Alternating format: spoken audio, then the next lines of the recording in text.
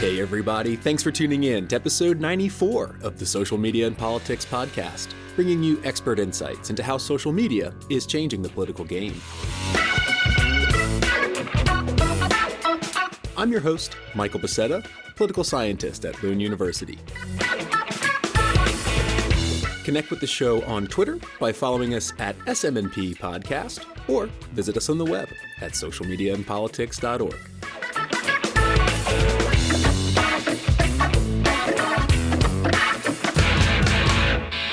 All right, y'all, thanks so much for tuning in. In this episode, we're going to be diving into an initiative that you may or may not have seen on your social media feeds recently, and that is the Warren Meme Team. The idea behind the Warren Meme Team is to bring together artists, messengers, and distributors to create memetic templates in support of the 2020 Democratic candidate, Elizabeth Warren. And the initiative is started by Misha, Leybovich, who is my guest today. And as it stands now, the initiative is mostly just a plan in a Google Doc on the internet, but it received a lot of internet attention. I thought it'd be something we could cover on the show, especially because we've been looking into memes recently. And as we all know, the right wing in US politics, but also in political contexts abroad, seems to be much more adept at using memes, and the question is, where are the memes on the left? So I think precisely because that lack of successful meme activity on the left, with the potential exception of Bernie Sanders supporters, the Warren Meme Team has gotten a lot of buzz on social media, and I thought it'd be worth diving into in this episode. And I think there's a couple interesting points in this interview that kind of show the progression in social media technologies and the sort of cultural norms around them since the 2016 election. And if you remember and dial back to episode 29 of this podcast series, we talked to Joel Penny about some initiatives that Bernie Sanders supporters were doing back in 2016, including things like the Bernie Sanders Dank Meme Stash, and building technologies and platforms to both spread meme content and also amplify messages coming from the official campaign. And the whole Connect with Bernie ecosystem and the Dank Meme Stash didn't quite take off because Bernie Sanders didn't make it to the general election. So the technologies didn't have a chance to fully mature because they were still in the process of building them and they were still in the process of experimenting with what works. So in talking to Misha, his approach is a bit different because he acknowledges that the right wing has very successfully used image macros, which is what we generally think of memes to be, these images or videos, usually with some type of satirical commentary. But Misha is thinking of the Warren Meme Team in terms of creating memetic templates. And this is getting more into the idea of augmented reality or AR and using lenses or developing certain interactive tools rather than the type of satirical images and videos which tend to be politically incorrect. So I think it's interesting that these AR tools, especially the development of lenses, has become cheaper and more accessible compared to 2016. So maybe this is a viable answer for the left in producing a different type of memetic content than the right wing. But again, this is a very early initiative, and as Misha notes himself, very much in the experimental phase, so we'll see if it flies or dies. But even in the latter case, as we've seen time and time again with political campaigns, experimental initiatives that perhaps don't get traction in the beginning or don't lead to the winning success of the candidate they're designed for can become prototypes for future campaigns to adopt. So if lenses become big in political campaigns, perhaps we can trace it back to the Warren Meme Team. If you want to check out more about the initiative and their plan, I'll link to that document in the show notes. But without further ado, let me turn it over to Misha Leybovich, organizer for the Warren Meme Team. Misha, thanks for taking the time out and welcome to the Social Media and Politics podcast. Yeah, you bet, Michael. Stoked to be here. So why don't we start off by hearing a bit about your background and how the idea for the Warren Meme Team came about? Sure. So quick background. I'm a first-generation American. My parents were refugee immigrants from Moldova. I had a sort of an engineering background, went to UC Berkeley for undergrad, was the president of the student body there, and then I went to grad school at MIT, got a couple masters there, went to go work at McKinsey for a couple years, and then spent the last 7 years as CEO of my first startup, Meograph. And in Meograph, we built a bunch of different products, but it was all around content creation and distribution. For the last several years, we did some stuff in kind of the early days of augmented reality and computer vision and stuff like that. And so that was kind of varied professional background that led me to this point. And honestly, I was kind of gearing up to start my next company. This was several months ago. And I've always liked politics and followed politics and been engaged. Like I co-founded MIT for Obama in '07. Just a small on-campus effort, but haven't been a professional staffer for a campaign or anything. But I started just thinking about what was happening in this election, where the conversation and where persuasion is happening nowadays. And it's all on social media, basically, is kind of the battlefield, or, and also just the common area where we talk to each other, for better or worse. And I noticed some gaps that were missing to help the left be able to compete more effectively in this arena. So I just started writing, and that turned into a plan, and that turned into people hearing about it, and decided to do something. Absolutely. And I want to break down some of the kind of specific components of that plan. But first, kind of at the broad level, what's the overall mission for the War and Meme team, and kind of how is it structured? Yeah. So basically, the overall mission is, so I like to give credit where credit is due. And I think that the right, broadly speaking, has done a fantastic job on social media from a tactical perspective. I don't agree with the messaging. I don't agree with the language and the way it's portrayed and some of the visuals that are shared. But from a tactical perspective, they've done an excellent job. And I give credit to President Trump and his team for being willing to outsource a lot of creativity to his supporter community. And it's always a double-edged sword, right? When you do that, you don't have full control necessarily of your message, but you benefit from a lot more people, a lot more brains networked to come up with good stuff. Because no matter how good a campaign staff is, and the Warren campaign and most of the campaigns staffed with like extremely successful and talented professionals who do an excellent job at what they do. But all these teams on a given campaign, there's no more than like a couple dozen people, if that, in the content creation and distribution space. And so when you can, open it up to let your supporters, do that with you, you have a lot more power, and you just can have a voice that can compete with other voices on social. So I do think that what is going to work for the left is different than what works for the right. There's different visual formats, there's different types of messaging and all that.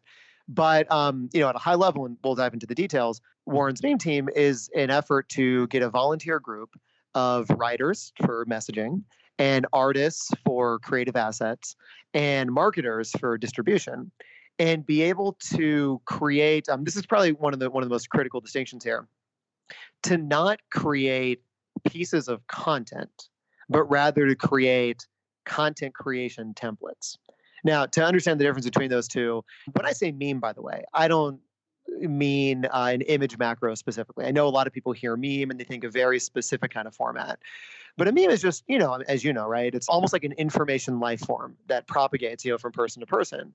And what has been very successful on the right is a specific piece of content that does well and travel. So I'm sure you saw the one when Joe Biden announced his candidacy, right? And then the memers on the right made the thing of Joe Biden coming up and giving himself a back rub, and all that stuff, right? And so that specific piece of content, like literally that video, traveled pretty far. From person to person, but the same piece of content remained intact, and that's what propagated. What we're seeking to do here is, honestly, I don't know if that same format and that same type of content is going to work on the left. It hasn't been proven to so far.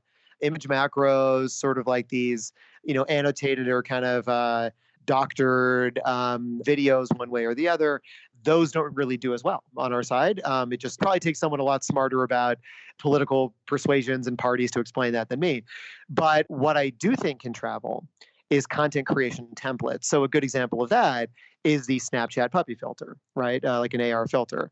On that one, you're familiar with it. You're familiar with the concept. You've seen it a bunch of times. Any one specific instance of a person using that filter actually doesn't really travel that far. It'll get to their friends, maybe, or if it's a celebrity, it'll get a bit further. But it's not like anyone did something so amazing with that particular template that travels far. But the template itself is what propagates from person to person. So like now I want to make my own and then I do it and I share it. So then my friends make their own and so on and so forth. Mhm. And so that's really what we're focused on making, not content, but templates for then millions of more supporters to be able to create their own content.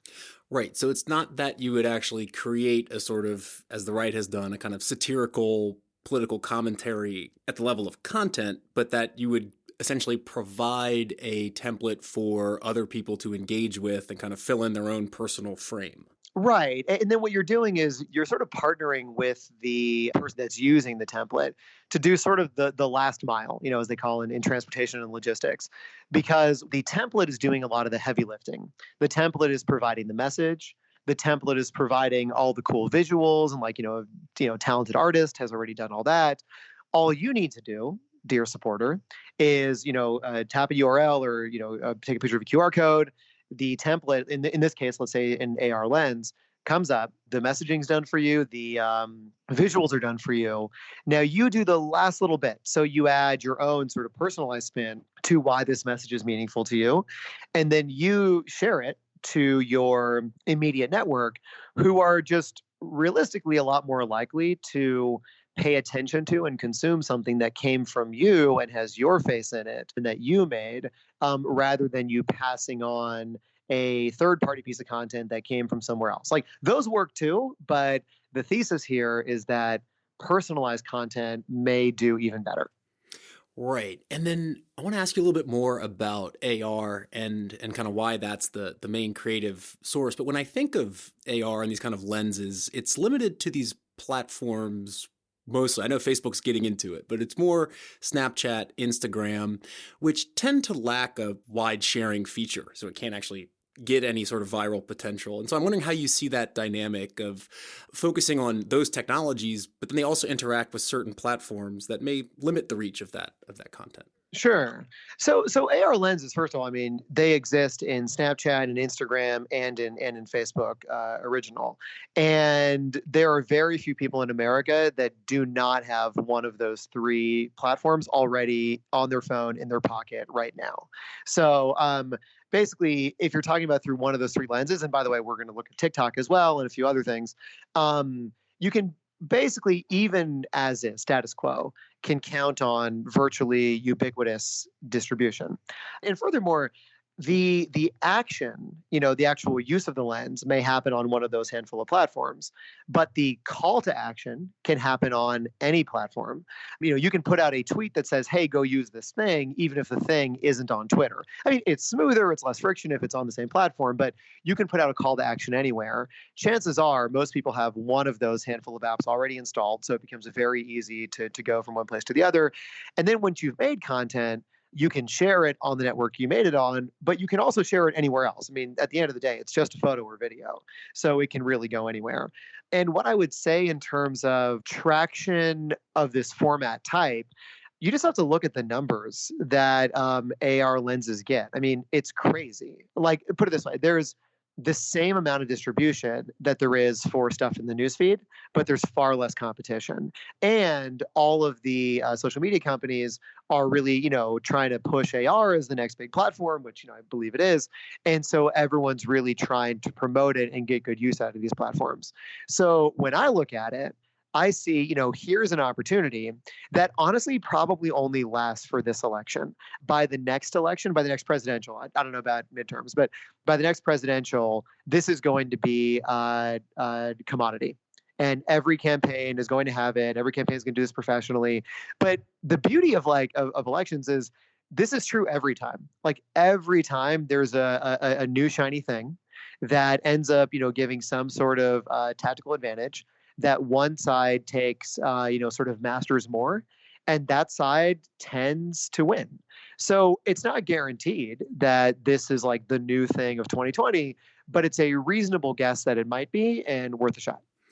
Right. It's an interesting point you make about kind of adopting those new features that the platforms are pushing themselves, right? We saw this with live streaming. If you were an early adopter, you would get a big push. And it's Absolutely. interesting you also mentioned the campaign cycle because if I remember right, the general candidate adoption of filters was just basically in the general election for 2016. It was super expensive at that time. I think it was something like $500,000 for the Clinton campaign to run theirs. Right. And I'm wondering if, yeah, we didn't see much of it in the midterms, but 4 years later, has that technology become more accessible or cheaper? And do you think that's why it may be more viable? Well, yes, because in 2016, every lens that would appear was done, as a big paid campaign through these platforms, and either the platforms would make the lenses for you in house with the creative studio, Right. or they would give you the occasionally they'd give you the tools to make your own. But what's happened since then is only, gosh, I think it was last year. I don't know the exact date, but I think it was sometime in 2018. Um, were those platforms opened up. So now anybody, any third party, can open an account, create a lens, put these assets into the system, and then have those basically distributed worldwide just like that. So the fact that it's been opened up and it's not pay to play. Now, if you want to buy a premium placement in like the carousel of lenses that are featured on Snap or Instagram or Facebook that day, then sure, those are big money things. But those are more for like visibility and reach. It's not for the just straight up the ability to do so in the first place. Right. And I want to ask a little bit about the connection between this initiative, and especially AR, with Elizabeth Warren herself and the campaign itself. Okay, Because they're sure. kind of, there needs to be some degree of fit between the candidate and whatever the messaging is in order to kind of get authenticity, and it has to somehow connect to the candidate. And I think Elizabeth Warren, we've mostly heard about her long waits at the selfie lines after her rallies. She's recently been in the news for trolling Mark Zuckerberg with Right. his Yep. own Right. Facebook political ads. And so I'm wondering, do you think that digital savviness shown by the campaign maybe fits with this initiative, or kind of how do you see the relationship between the meme team and the candidate? Sure. I could see how certainly the Warren campaign, and by the way, the Warren campaign is not the only one. There are several campaigns that are doing quite a good job on digital, and yeah, and I commend all of them. So I do think it fits in general. I think the Warren campaign has a very nice like visual style. Very sort of like consistent brand to it. And I think they do an excellent job with that. So that definitely makes it easier as sort of an initial hook to then, build sort of like some community engagement off of. One of the things I'm actually really excited about that has to do with Warren specifically and AR is that she has built a pretty impressive brand around being, the woman with a plan, right? It's all about the plan. She got a plan for that. Yes, we plan. It's all about the plans. And she has this really great brand of like nerd warrior that's knows how to fix it and is going to do it. All this experience, great, right? And so then you're like, okay, cool. She has some like early, let's say, credibility. You might look at her and be like, she seems to know what she's talking about. But then beyond that, how do you get people excited about the substance of what these plans are? And if you go to her website right now, I think there's something like maybe 55 plans or so. I mean, it's 50 something, a bunch of these. And even if you're a super high information voter, I promise you that like one in 10,000 people has actually gone and like read all the plans end to end, is totally on top of it, knows what they're all about. This is just not what people do, including super high information voters. So then how do you get this stuff? These plans that, legitimately affect people's day-to-day lives, like being able to be trained in college for, your career in a super fast changing economy. And being in a place where young people today, they're going to have a bunch of careers before they're done, just because everything's much more dynamic than before. And to be able to come out of college and not have tens of thousands of dollars in debt, like many of my friends, have, that's really meaningful to someone. But in order for them to get to that point, they're gonna have to like go to these plans, understand it, and all that. So these are all experiments. So we'll see how it works. But one of the things I'm excited to try is, can we break down these plans to like really pithy, like 3 to 5 word phrases, like not that many words, more words, harder to read, takes more time, not good. And break it down into like really fun, pithy phrases. Can you, using the power of AR, and, by the way, a lot of people think about selfie filters. There are like 20 different visual formats that come in these packages, not just selfie stuff, although those are very powerful too. There are an abundance of ways to literally visualize different ways that these plans may have an impact on your own life, or be able to, embody you in, like even as simple as putting a graduation hat on you. Something as simple as that, right? Already hammers it home a lot more the notion of like, we're talking about education, we're talking about, financial aid. You want to do something about climate change, and there's all kinds of cool effects you could do with the world around you and how that might be changed, with, if climate change is not addressed properly.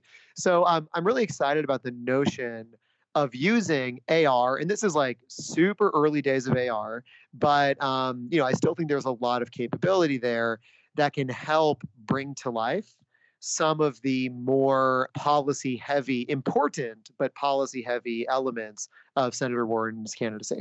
Definitely. And it's interesting because, I'm thinking on the one hand, there's all these plans, but as you're saying, not only are people not really incentivized to read all the plans, but it also doesn't fit the kind of modern day attention economy, right? Mm-hmm. At the same time, there's been a lot of work done in this in academia in terms of the 2016 campaign, looking at Bernie Sanders and his kind of grassroots digital Sure. support around the Bernie Sanders dank meme stash. Right, And right, the right. ties between that and the campaign, where the campaign kind of monitored it, but didn't want to get directly involved because it gets a bit edgy. And so I wanted to ask about the meme team and your connection with the Warren campaign, because it seems that, in a sense, there's a degree of risk by going all in on these new technologies and kind of diluting the information in those plans. On the one hand, it makes sense from an outreach perspective, but it may not be officially endorsed by the campaign because it is a bit new and edgy. And so I'm curious how that relationship looks between you and the Warren campaign in terms of these bold ideas in terms of AR. Sure. Yeah. So I'm a volunteer. Everybody involved is all volunteers. The campaign, knows what we're up to. Because a lot of people know what we're up to now. Including the campaign. By the way, one of the things that's really good about among Warren supporters is this is just one volunteer project among many.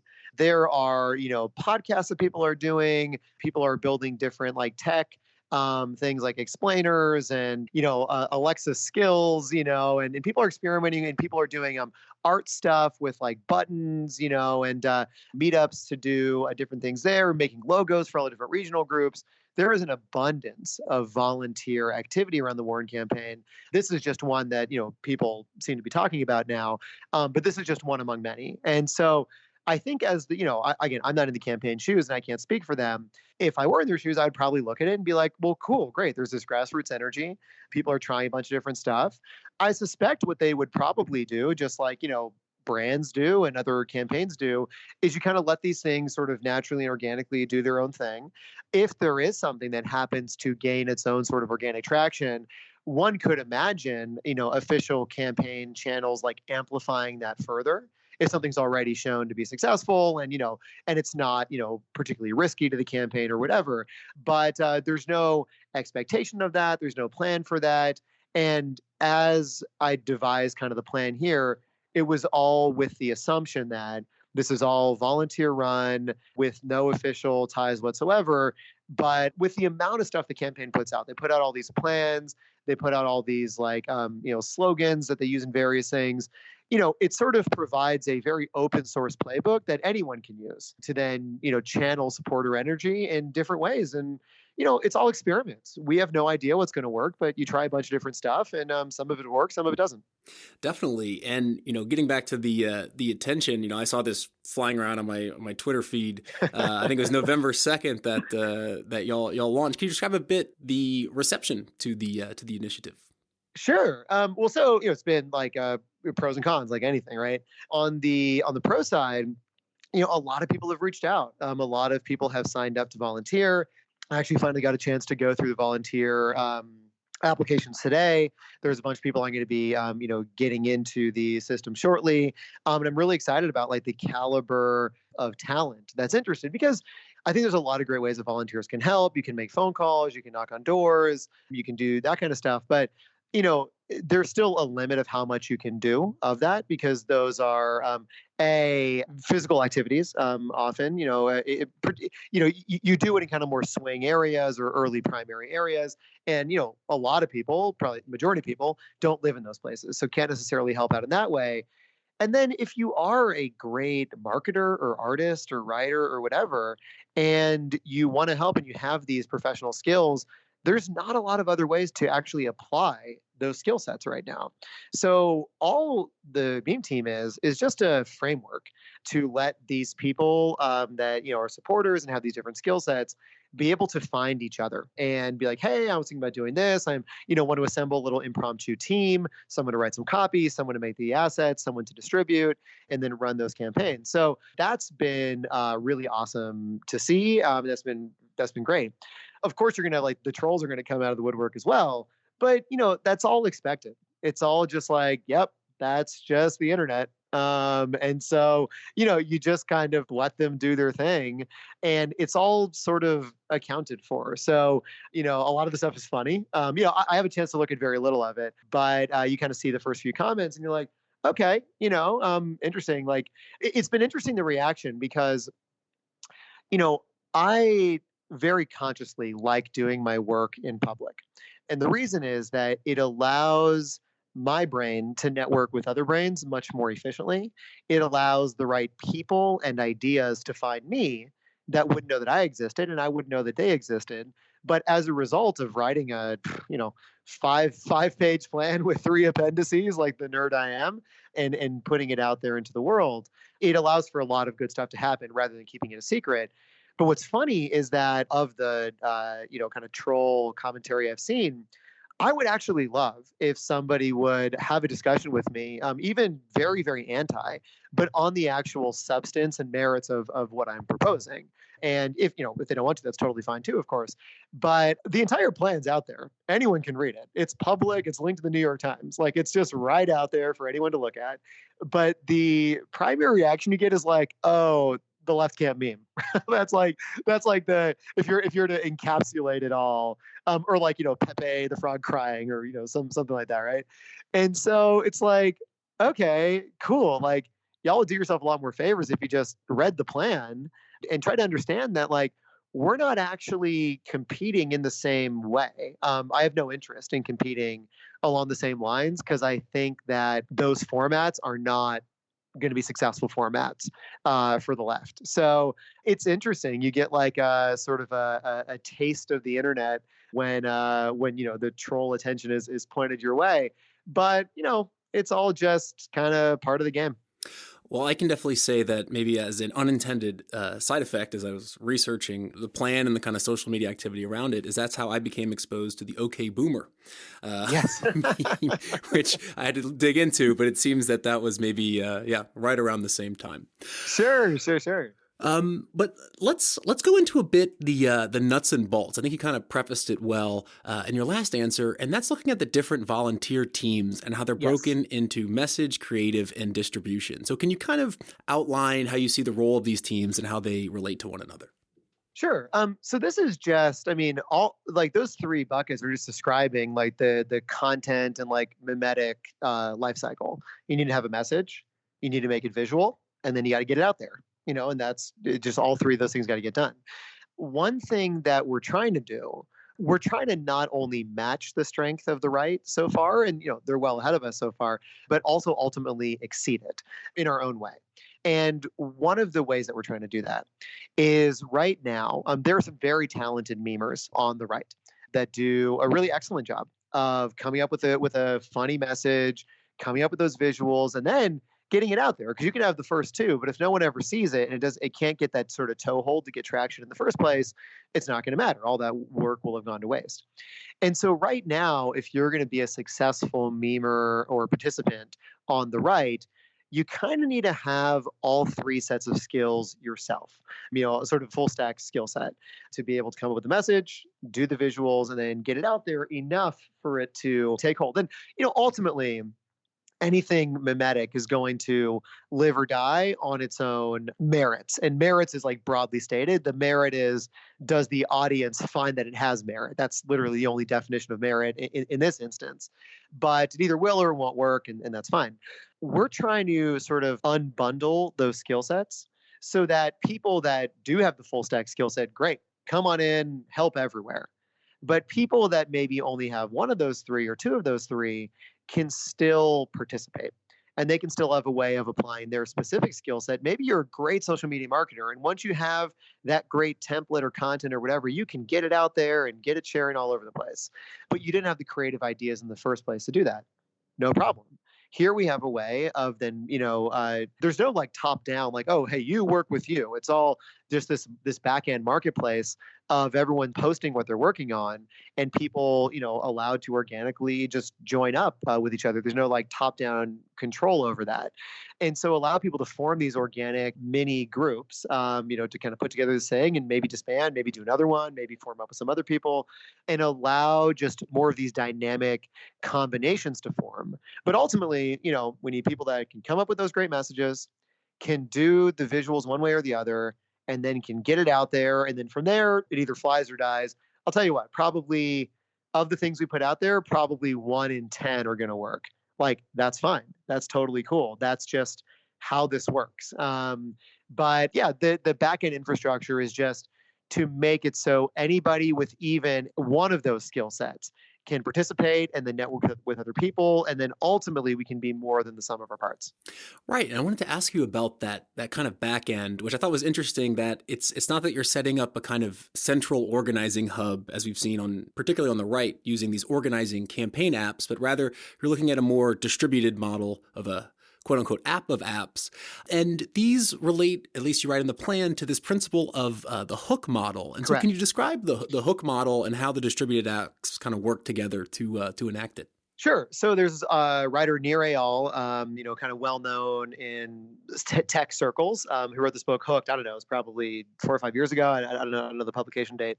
And he did a really good job of analyzing why do social products work? And social can really mean like anything. Social can even include B2B, but anything where where you're dealing with other people in some way in some kind of organized platform. And so the steps of the model are the external trigger. So something like makes you aware, like, hey, here's something to take action. So then you, take the action, whatever it is, whether it's commenting on something, posting something. This is like in general how the hook model works. You get your variable reward for taking that action, and the variable part matters too, because if you get the same exact reward every time, our brains end up just sort of like washing it away. We just don't really care, and we need that sort of like to be kept on our toes to keep engaged. Social networks. It's like when you post something, right? Sometimes it gets like 100+ likes, and sometimes it gets like no likes or like your mom or something, and that's it. And that's variable reward. Like the highs are better because occasionally you get, in fact, often you get nothing as well, but it makes the highs that much sweeter. And then you have investment, which is now that you've done this action, does it make you more likely to then do it again? And as you go through that hook, through that loop multiple times, the external trigger eventually turns into an internal trigger where you find it so rewarding to go through this loop that you actually end up proactively going to check, hey, I don't even need a notification anymore. I'm just going to open this because I just want to see what's going on. Like for me, I actually have, I think, all my notifications on Twitter are turned off, but I open it just because like I like the people that I follow and I like, reading the news and all that. So at this point, it's already an internal trigger. And that's kind of ultimately the point, of getting people to that point by going through the hook model. Right. But my question is like, why wouldn't you go for something like Slack or Discord, one of these more kind of centralized, apps that's more or less developed for, collaborative work versus this kind of distributed app system? Well, so it's important to distinguish between what's like sort of external facing, what's internal facing. So external facing, that's where we're talking about the hook model. That's like the app of apps. And by that, I just mean that the way I look at it, all of these social networks are great ways to distribute information, but that's kind of primarily what we're using it for. So every social network, it means that you can follow Warren's meme team on whichever network you want to. and sort of hear the latest of what's going on. And then let's say you like following Morton's Meme Team on Twitter, that's fine. And then if occasionally you want to pop into Instagram or Snapchat and do one of these lenses, that's fine too. But sort of the social networks, the external facing presence is all about letting people know, hey, here's the latest lens or image or video or audio soundtrack for TikTok or whatever it is. Letting people know that. And then the hook model is what they embark on from there. Internally facing, the back end does use Slack. So the back end uses a little site that I put together, using some of these kind of easy to build website tools, and there it's organized in the sense that there's a framework because like the information has to live in some sort of framework or structure to be useful and not just like a big messy pile. And then people can talk to each other on Slack. But the meme team internal facing stuff, that's a very, very small group. I'm aiming for that group total by the time of election 2020 for that group to be no larger than 200 people, hopefully much less than that, because you don't need a lot of people in order to be good at making and distributing these templates. And so there are more organizational tools for that part to happen. But then once it's out in the wild, that stuff's not necessary. It either, flies or dies based on its own sort of inherent quality. Right. And I'm curious to hear about, what's your take on analytics and kind of keeping track of the meme team's impact? Will you look at the platform engagement to see, how many people are using the content or what type of people are using the content? And then do you plan on somehow iterating or optimizing your strategies based on that? Sure. Right now it's still very, very early days. So, still figuring that stuff out. I mean, I will say that, let's take the example of lenses. Those come with baked in analytics that these platforms provide. So you can go into and look at these things. And certainly, I think on Snap, anyways, it's the number of people who have seen it, the number of people who have used it, the number of people who have shared it. And those are the three numbers they give you. I think it's similar in Facebook and Instagram. And then on TikTok, you can judge it based on hashtag, probably the best way to do it. And then how many people you can see how many people have reused a specific piece of audio.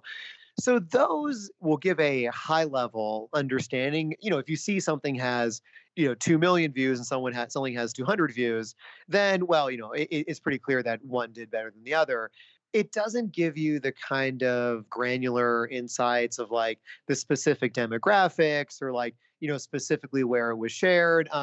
I would love to have the ability to do analytics for that. And by the way, some of the people who have volunteered for Meme Team are kind of analytics experts. At my startup, I became as good as I needed to, to do what I needed to for my company. But it's not like my full-time professional background. So I've had a couple conversations of what data can we realistically glean, from APIs or from what's given to us or from hashtags. But a lot of that stuff is just so messy. It's hard to draw really insights you can be really confident in from those. But, we'll do our best. We'll just look at things, how they perform relative to each other. There will be some degree of, anecdotal analysis, which, is always dangerous because, we're blinded sometimes by our own biases and experience. But, we'll do the best we can and take the data we can get. And, and some of the lenses or templates have different jobs. There may be some that are like just to fire people up, dream big, fight hard, for Warren supporters, great. It's visual, cool. That's one you would use if you were already kind of like, on board with Warren, you already liked her and you already wanted to promote it. Some of the ones with the plans may be more aimed at people who are persuadable, who are in the middle and could go one way or the other. And they're really going to do it based on substance or, based on whatever issues are important to them. You're going to have some that have to do with like the news, things that happen in the news just to kind of like play off that conversation. You're going to have some that have to do with voter reg, as voter reg deadlines come up or, fundraising deadlines come up, the quarters as we go. And a lot of these lenses you can put a link to then, take the user somewhere else. And so I imagine we'll be able to track that as well and get some sort of insight as to like, hey, did we move the needle on this, that, or the other? But, at the end of the day, the real answer is that we'll do what we can with the tools that are available. and it's imperfect, but we'll do our best. And I guess, I mean, I know it's still super early in the whole, idea behind the meme team. What are the next kind of steps moving forward? Yeah, so it's going to be really just kind of getting out our first set of lenses, and start to get some feedback. I wouldn't be surprised if we don't get something that does really well until time number 10, time number 15. Like, there's a reason why you need to experiment. This is something I learned in the startup world. No matter how smart you think you are, no one's as smart as they think they are, first of all, and you just don't know what's going to work, with large numbers of people. So you put stuff out there and you see what works.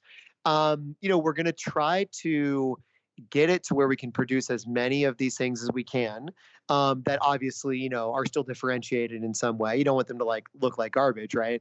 But you really do want to aim for, quantity over quality. Not that it should look bad, and be purposely bad, but running more experiments is better than having perfect templates. And so we're much more in favor of, let's run as many experiments as we can, as many different messaging types, as many different format types, as many different distribution types, as many different types of partnerships with different groups where they may be incentivized to want to promote, and just run a bunch of experiments. Honestly, I was expecting this to be a lot more low key in the first couple of weeks. It's kind of blown up because of this article, and some more press that might be coming out soon.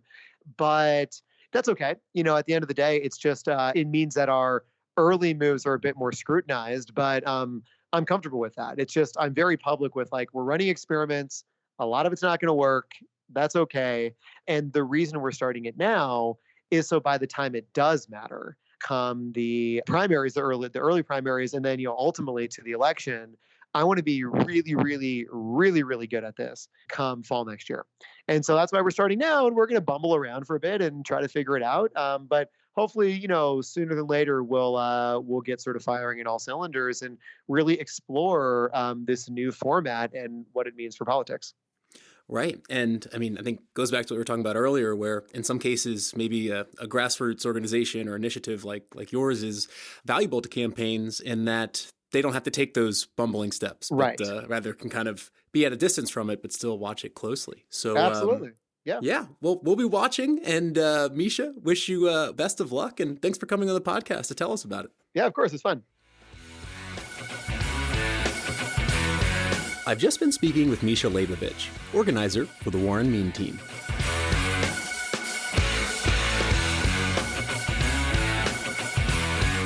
And that's a wrap for this episode of the Social Media and Politics podcast. Thank you so much for tuning in.